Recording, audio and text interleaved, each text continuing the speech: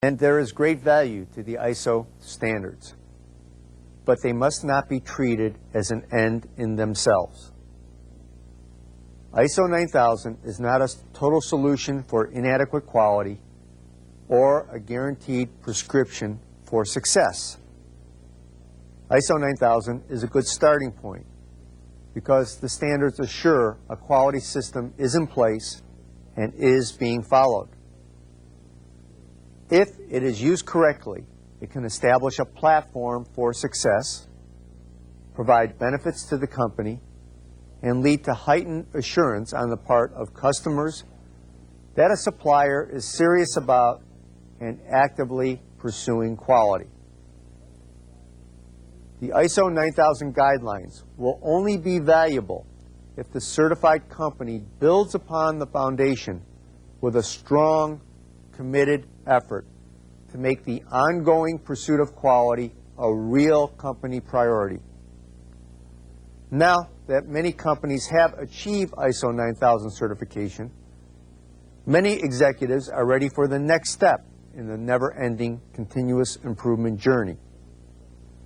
A logical question for any company achieving certification is, where do we go from here? What is the next logical step? I believe the next logical step is to use the standard as a foundation to build a continuous improvement, process-oriented culture. As Dr. Deming states, only when quality is understood to mean continuous process improvement of all processes in the organization is it possible to achieve the full benefits. What the organization needs next is a comprehensive roadmap to make the specific actions for continuous process improvement part of how the company operates. ISO 9000 implementation can be an effective tool to help executives move a company from an event-driven culture to a process-oriented culture. The reason customers demand ISO compliance is that they know that they are more likely to receive the best quality product at the best possible price from a process-oriented company. ISO 9000 is a first step in achieving a process-oriented culture.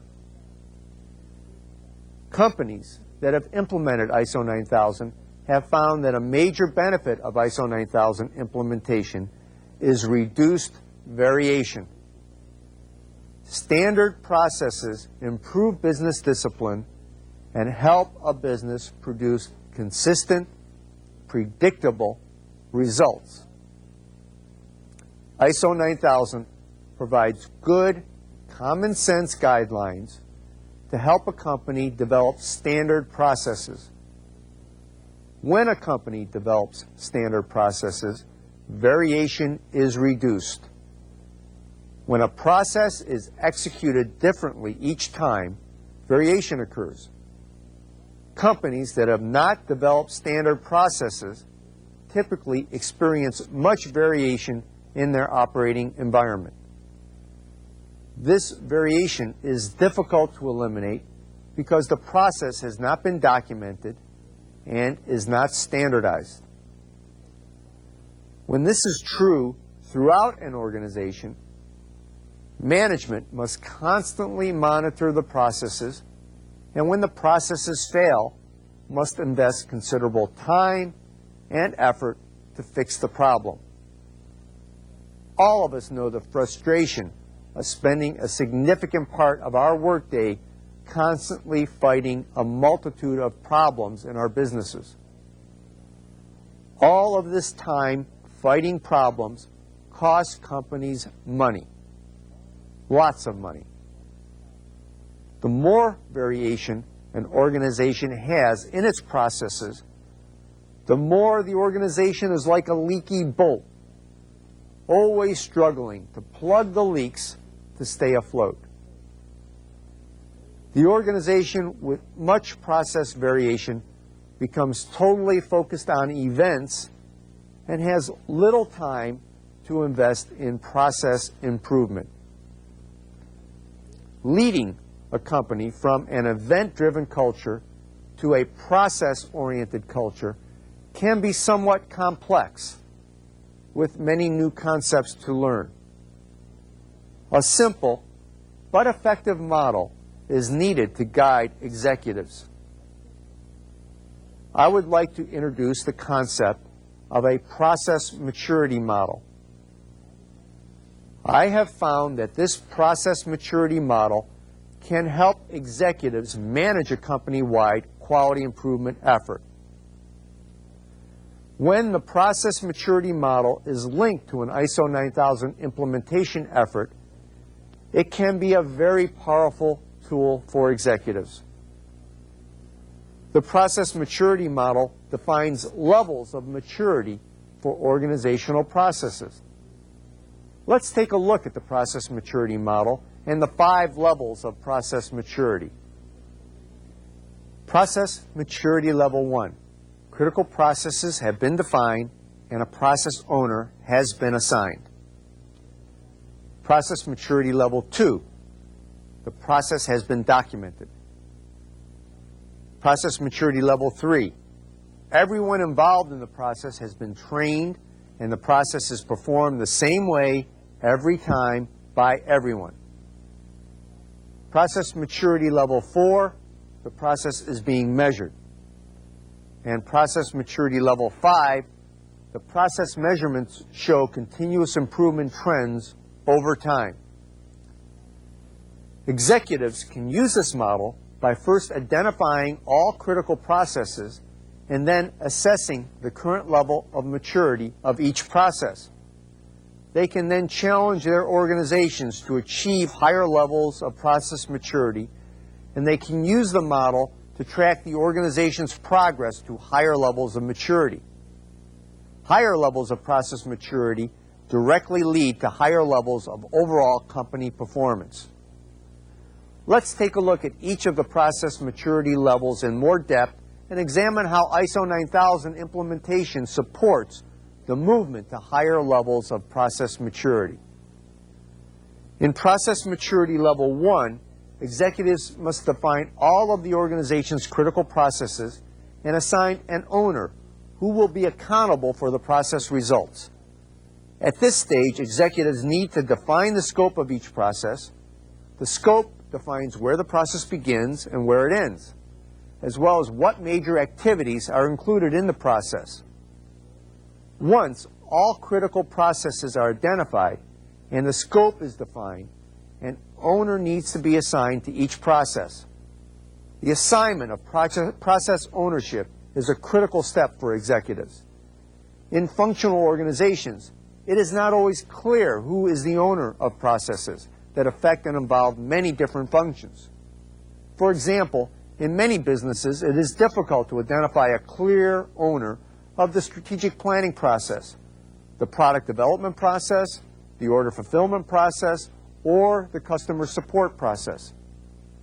Process ownership should be assigned to the individual who can influence the process the most, is the most involved, and has the most resources invested, and has the ability to affect change. The process owner is a critical function, as the process owner provides clear accountability. Someone needs to be in charge of the process, is responsible for process results, provides the necessary authority to approve the initial procedure and ongoing changes, facilitates problem resolution and resolves cross-functional issues, and facilitates improvement efforts. International quality standards, such as ISO 9000, provide good guidelines to help a company identify the critical processes that affect quality. In my experience, to have a successful ISO 9000 implementation, clear ownership needs to be established for all processes that affect quality. Once the critical processes have been defined and clear process ownership has been established, a company is ready for process maturity level 2. At the level 2 stage of process maturity, the goal is to document the process. At this stage, we must have a clear idea of why the process exists, what the process needs to accomplish, what are the process inputs, what value-added activities occur in the process, and what are the process outputs. The best approach I have found to document a process is flowcharting. A flowchart is a symbolic representation of the activities performed in the process in the sequence in which the activities are actually conducted. ISO 9000 requires that all processes that affect quality be documented in the form of a formal procedure. In my experience, the best ISO procedures are flowcharts supported by the minimum amount of words to describe the work activities, decisions, control points, and measurements. A flowchart is a great tool to describe what activities are being done today, how and why activities are performed, what information is used, how and why information is used, how work flows, what are the work activities, what are the decision points, and what are the critical control points. The drive to achieve ISO 9000 certification provides a much-needed catalyst for a company to define and document its processes in a formal, controlled manner. When we use the term standard process, I have found that many executives fear that standardizing their processes will make their company less flexible in today's dynamic business environment. I do not agree. I have found that flexibility can be designed into a process using decision points that provide appropriate options depending on the conditions that are present. In the development of a procedure, thinking through all of the possible conditions and the proper action to take when various conditions are present is a useful exercise and results in the development for much-needed guidelines for employees. In many ISO 9000 certified companies, the flowcharts that are developed are placed on the walls in all departments, so employees have a constant reference to the process steps. When new employees come to the work area, the first order of business is to study the flowchart and learn to understand and follow the work process. In this type of business environment, flowcharts become a useful, ongoing, daily reference for employees. My experience with companies pursuing ISO certification is that at the beginning of the ISO implementation, companies find that they have very few well-documented processes. The drive to achieve ISO certification provides an incentive for a company to document its processes, and only then does a company begin to discover the high potential for gains that documenting a process offers. This leads us to process maturity level 3. Many companies mistakenly think that they are done once the process is documented. In process maturity level 3, we actually put the process documentation we developed in maturity level 2 to work. In this level, we use the process documentation to train all employees in the proper way to conduct their activities. In all of the companies I have worked with, we have found that this training gives companies an added benefit. In the course of training, as employees are given opportunities to review the process steps and ensure that the process is understandable, the employees themselves begin to discover opportunities for improvement. During the training stage, many times we find the process is improved simply because for many employees, this is the first time they have seen the process as it really is, and for a first time they begin to have an understanding of the process. As they understand the process better, employees begin to spot areas that need fixing, that don't always work the way management intended for them to work. Employees begin to examine the process to determine if it is flexible enough to be followed every time under any conditions.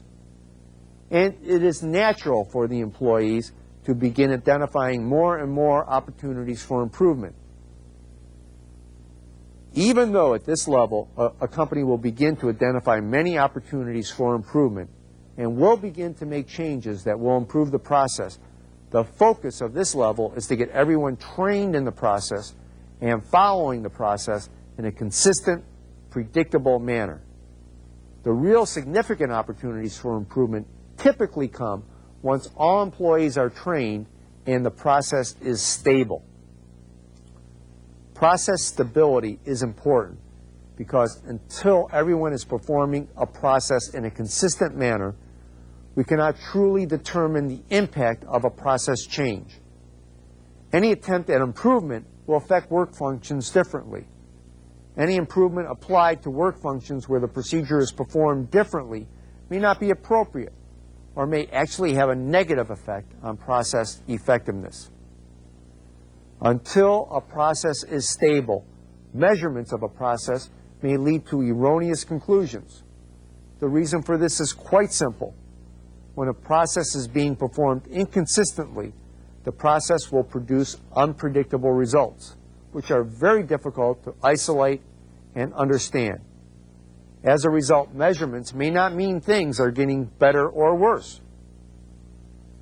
Until a process is stable, we cannot say that we truly understand the process and fully understand the overall effect an improvement will make. ISO 9000 requires that a company document its processes, and then it requires that a company train its employees to actually do what the procedures say it does. This requires a company to intensely train all of its employees to follow documented processes. So, in effect, ISO 9000 implementation can be a great tool to help a company achieve process maturity level 3. The ISO 9000 standard requires that a documented quality system is in place and everyone is trained in the proper use of the system. The ISO 9000 standard requires that adequate process controls are in place and that internal audits are conducted to assure the system is being followed. Now, let's take a look beyond typical ISO 9000 implementations and examine process maturity level 4. At level 4, we are ready to develop effective process measurements. Two kinds of measurements are critical at process maturity level 4. End result measures. These are measures that can be directly linked to customer satisfaction, such as on-time delivery, cost effectiveness from the customer's perspective, number of customer returns, warranty claims, or other measures that directly relate to the customer's perception of the quality of the end product or service. In-process measures are measurements that are taken at critical upstream events in the process to help predict the end result.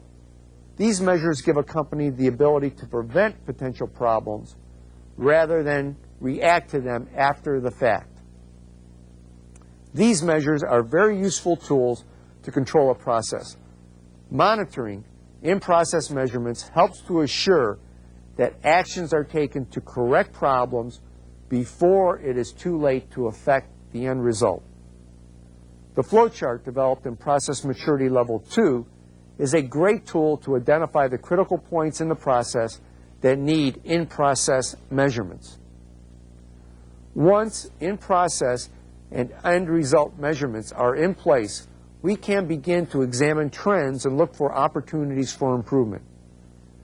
This leads us to Process Maturity Level 5. Significant process improvement begins to take place at this level. Although, as we discussed, many improvements will be evident at the lower levels as a result of assigning clear process ownership, documenting and standardizing the process, training employees, and measuring the process. The ultimate goal of all process-oriented effort is continuous, measurable improvement of processes. Demonstrating continuous improvement trends in both in-process and end result measurements is the goal of Process Maturity Level 5. The real test of process improvement efforts is the continuous trend of improvement that demonstrate that improvement is real. Charts and graphs of key measures should be displayed on walls and in work areas so that everyone can see the result of improvements and the effect on customer satisfaction. Going through the process maturity levels is not effective if real improvements cannot be demonstrated and sustained over time. Improvements can be sustained by changing the process documentation to reflect improvements and then incorporate the improvements in the training and measurement systems. Executives can use the process maturity model by creating a list of all critical processes, assigning process owners, and tracking progress through each level of maturity. ISO 9000 implementation helps guide a company through the lower levels of the process maturity model. Levels 4 and 5 are typically beyond the scope of typical ISO 9000 implementations, but ISO 9000 lays the foundation for successful movement to level 4 and ultimately level 5. Successful companies utilizing ISO 9000 use the ISO standards as a foundation to their overall approach to quality. There is great value to the ISO standards, but they must not be treated as an end in themselves. Always remember, the ISO 9000 series standards are designed to define minimum quality system requirements for manufacturing and service groups. ISO 9000 is not a total solution for inadequate quality or a guaranteed prescription for success. ISO 9000 is a good starting point. If it is used properly, it can establish a platform for success, provide benefits to the company, and lead to heightened assurance on the part of suppliers that a supplier is serious about and actively pursuing quality. The ISO 9000 guidelines will only be valuable if the certified company builds upon the ISO 9000 foundation with a strong and committed effort to making the ongoing pursuit of quality a real company priority. To think of ISO 9000 by itself as a solution to poor quality does a disservice to both customers and suppliers. As in any long-range pursuit, ongoing commitment on the part of both executives and the employees in the organization is a critical requirement. Only if there is widespread and serious commitment to continue to improve all company processes with a focus on customer satisfaction will any quality effort ultimately be successful. Global competitors will need minimum norms and standards of quality to be able to survive. Standardization does not mean homogenization. Diversity and creativity are key ingredients of the process. ISO 9000 and the new ISO 14000 approaches will help all these organizations interested in playing an important role in the new era of cross-border competition. This concludes my discussions, and I welcome your questions.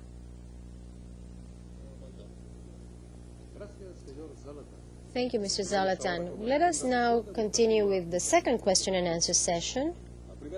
The first question is coming via phone from the city of Tijuana, and it's coming from the Polytechnical Institute, CITEDI. Buenos días. This is the question. What is the percentage in which the cost increases for construction costs when they implement ISO 9000? In my own experience, I have not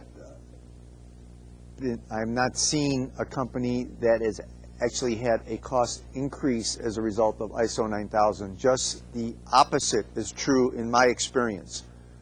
I have mentioned there is a cost to implement the standard. This is something that cannot be avoided. But once the standard is implemented, all of the companies that I have worked with have seen efficiencies and have used ISO now as a foundation to continually reduce their cost. So just the opposite is true in my experience. The costs do not go up, but they go down after implementation.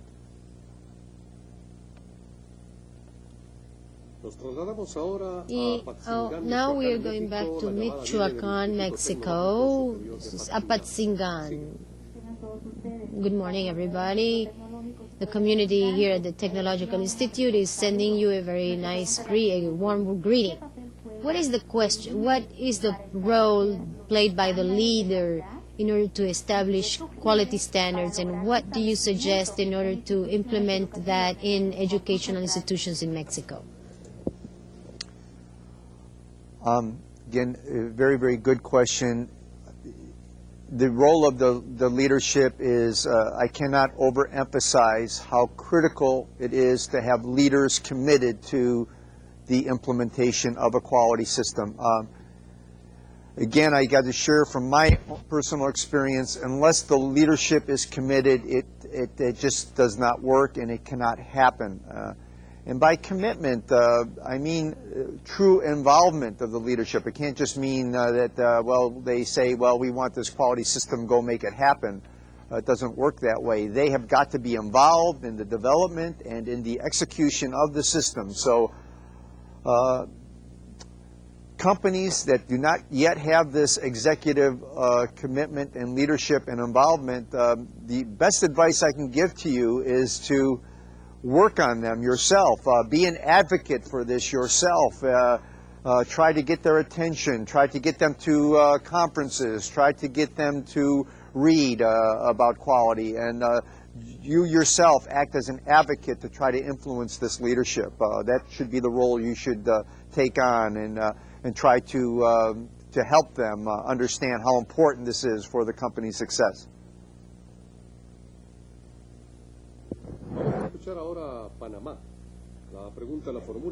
Question is coming in from the Azuero Regional Center. Good morning. This is the Technological University of Panama from Azuero Regional Center. The question has something to do with the first module, and it's the following. How does ISO 14000 reach a new environmental awareness, and how does it promote it when we know that the main objective of the companies is to optimize, to streamline profits, and in many cases this is directly harming the environment? Thank you. That's a very, very good question. Again, I share with you my perspective on this. I believe the pressure for ISO 14000 implementation is going to come from consumers. We all are living in a world community that is truly affected by, in many cases, the actions of companies that do not comply with proper environmental practices. I believe that what is emerging is strong consumer groups in all nations of the world that are now demanding that companies comply with the proper environmental management practices. And I believe that what will happen is companies acting irresponsibly will not have consumer acceptance. I truly believe that this is the pressure is going to come. People will not buy products from companies that are not environmentally conscious and exhibiting good environmental management procedures. That is my perspective that I'd like to share with you. Time will tell, but I do believe that it will come from the consumers themselves, the pressure, and the companies will want to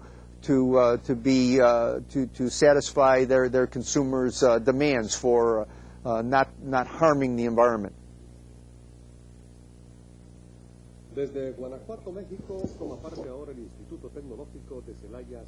Question coming from Guanajuato, Mexico. This is from the UNIC group, from Engineer Ortiz. This is regarding Module 1. How can you avoid falling into the wrong interpretation of the ISO 9000 when it comes to quality standards? How do you prevent this from happening? Misinterpreting. That's a very, very good question and a difficult question. I think my best advice is make sure that you do not, at least initially, try to go way beyond the intent of the standard. Go back and really understand the standard, read the standard, develop an expert within your organization that is familiar with quality systems, and send them to conferences, send them to any benchmarking opportunities that you may have with companies that have successfully achieved certification. Again, my own experience is it's wonderful if you have the opportunity to bring in some outside expert to at least help you in the initial stages of the process to make sure that you understand the standard. I think that's very, very beneficial and very, very useful. Myself, I've seen many companies that have not done this and have gone and created many unneeded and much unnecessary documentation. So it is a good idea up front in the beginning of the program to bring in some outside expertise to make sure that your key implementation team understands the intent of the standard. I know when I get the chance to work with a company right in the beginning, it's so much easier because so many times I get called in after they have spent a lot of time and maybe sometimes wasted a lot of energy.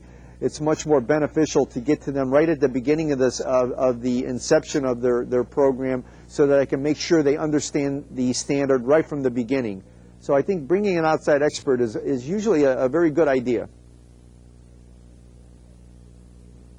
La siguiente participación proviene de Río de Janeiro, KTV Comunicaciones Limitada, Brasil. Escuchamos. Hello? Hello? I would like to put a question in English. Very Okay? good.